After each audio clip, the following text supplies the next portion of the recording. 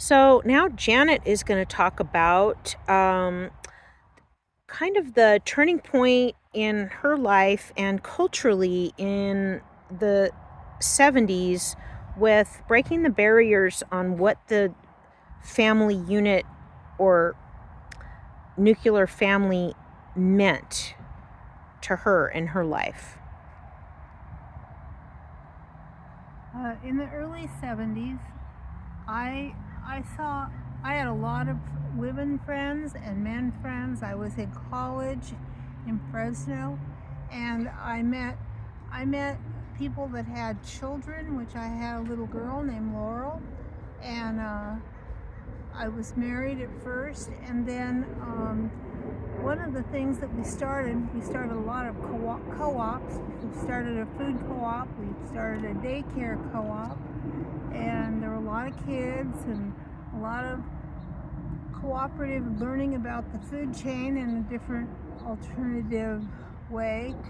Um, and I met Tom in that time, and he had two girls, and I had Laurel, and we were close friends for a while, and we moved in out of Tom moved out of his house, and I moved out of my house, and we moved into a house together in southeast Fresno, where sometimes our friends came over, but most of the time we were working and being with our girls. And who are the girls? I was one of them. Laurel, Mm-hmm. and Tom's girls were Wendy and Jessica, and Laurel was the youngest, and we had a family, and we had a family in a different way. We hadn't really committed to each other in the sense of the non-traditional family. That's what we were, and a lot of the people that we knew were in those kinds of relationships too. Our friend Sigrid. There were just a lot of people, and in Fresno it was happening all over, as far as I know from stories of people I met all of the years later, that those years were very much a time of looking at the family from a different way. Yeah. And one thing I would like to add to that, one idea that both Janet and I had about raising children was that we talked to our three daughters as though they were already adults. And my daughter Jessica has complimented me on that. That was something that she really liked about my child rearing with her. And I always hoped that when my daughters grew up, they would be my adult friends. Anyway, Yeah. so it stemmed from that time. And now we're in 2023, and my wonderful Laurel, who's in her 50s and I'm in my 70s, she's taking care of me because I need care now that I'm old, and but we have become friends in a new way. You are. And we've also become friends with Tom because we're living in Oakland and Tom's living up in the hills in Concord. And today we've been walking all over this beautiful Temescal Park. And we had a nice picnic with a group, Ashby Village. Senior group. Mm-hmm. Village, Ashby Village. And thank you. And I'd like you to maybe comment on how, you were pioneers in the 70s, and now we're looking at different intergenerational ways of interacting with one another as parents and children, because we have an increasingly aging population of your generation. My generation is a much smaller group in numbers, and this is going to be something that we have to look at in terms of relating to one another. So do you have any thoughts about how that works? I mean, I we're just wanna, at a potluck with Ashby Village, which is a place where people in your generation can find friends and activities and a different purpose and a different path. But we also have to do that within our families that have started out being non-traditional. yes. And I'm really grateful that Laurel has invited me to come to Oakland and be with her as I'm having some medical issues, and that we connected with Tom, and we have days like this, beautiful days of walking and just hanging out together. And I know that some of the things that happened in Laurel's young years built on this, and some of the alternative ways I do regret and think I could have been more traditional. And but the gratitude I have for today is wonderful. And do you ever reevaluate this adherence? I mean, I'm wondering, like in the 70s, I'm sure that there was a lot of criticism from the community at large, just like there's all of this rhetoric now about, you know, how people should live in a traditional family and interact with one another. I mean, you say that you have regrets, but at the same time, Tom is mentioning a different way of interacting with more of a humanistic approach to child raising. And you, even though you didn't raise me for some of my life, my father did, we still have maintained a friendship. And just wondering about your thoughts about the reality of regret and what that's based on, those social mores that were being challenged in the 70s and continuing today to be reinvented and challenged. Well, there was a lot of challenges with lots of people that are in common friendship with Tom, myself, and Laurel, and there was a lot of families that the father remarried, the mother had relationships or remarried, and I'm very I sometimes look back on it with a lot of regrets. It's true, but it's what happened, and I have to accept it. And Laurel and I talk about things from the past, but we are certainly living in the present. And being friends with Tom is very, very solid in the present, kind of, and today especially, doing something like walking in the park. Right. I would like to add that back then, not only we, but most people in our generation were dissatisfied with the arrangements that were prevalent at the time, and we were trying a lot of new things. You don't automatically become an expert at something new that you try, and so we were experimenting a lot.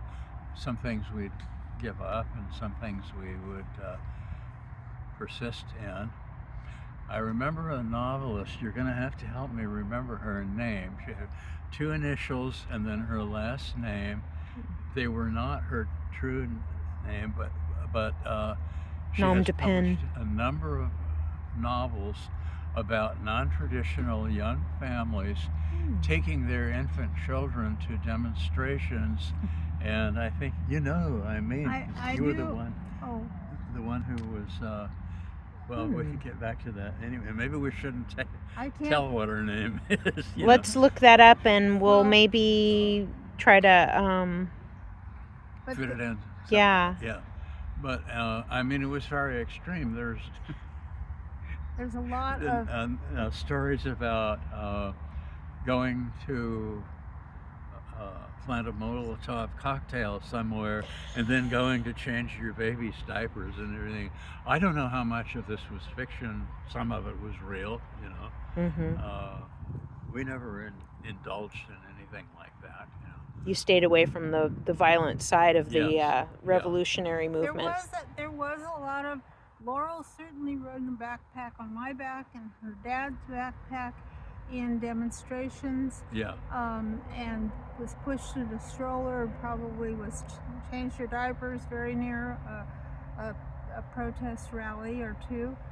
And, there were a lot of things, and we were very active in helping to change society and change the traditional look at how society was put together. And there was a lot of good things that came out of it.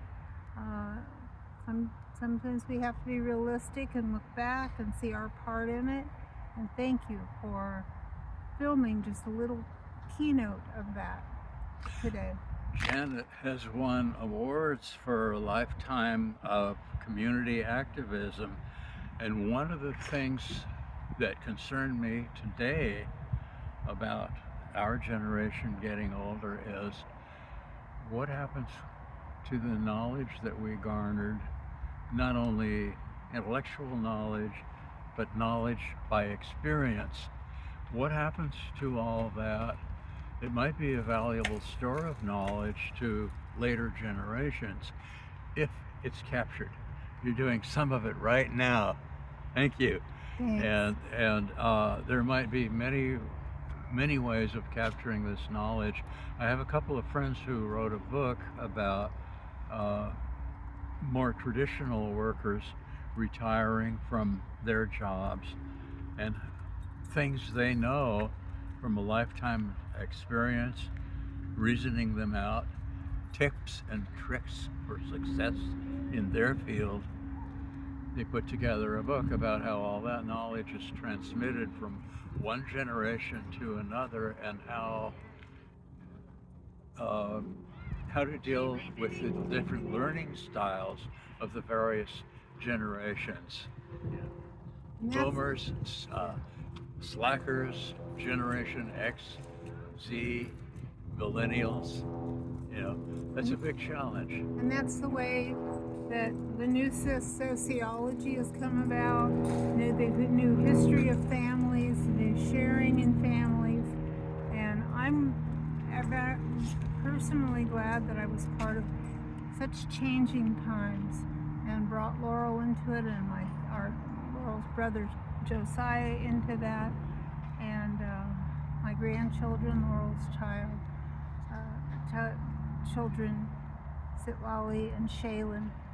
And I'm very glad that I have been part of so much flux and change, and thanks for recording some of the You've mentioned 2 books now, and the last book that you mentioned, Tom, do you recall the author, or will we have to revisit that in another episode? I know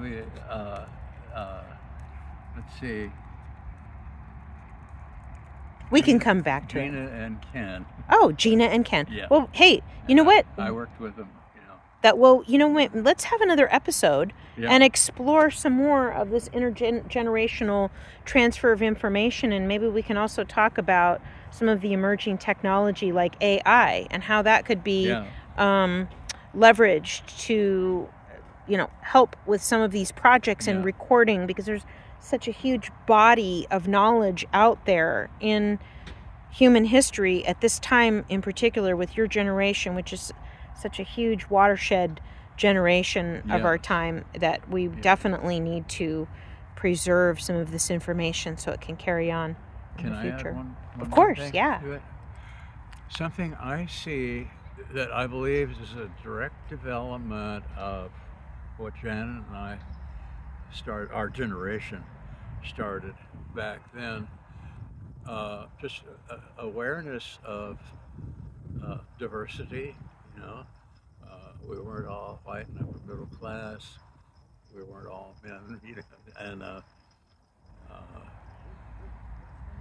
Sitlali, now your daughter, has created an essay about intersectionality, about being many things housed in one person, and she said she knows people who are gay or bisexual, trans, Hispanic, African American,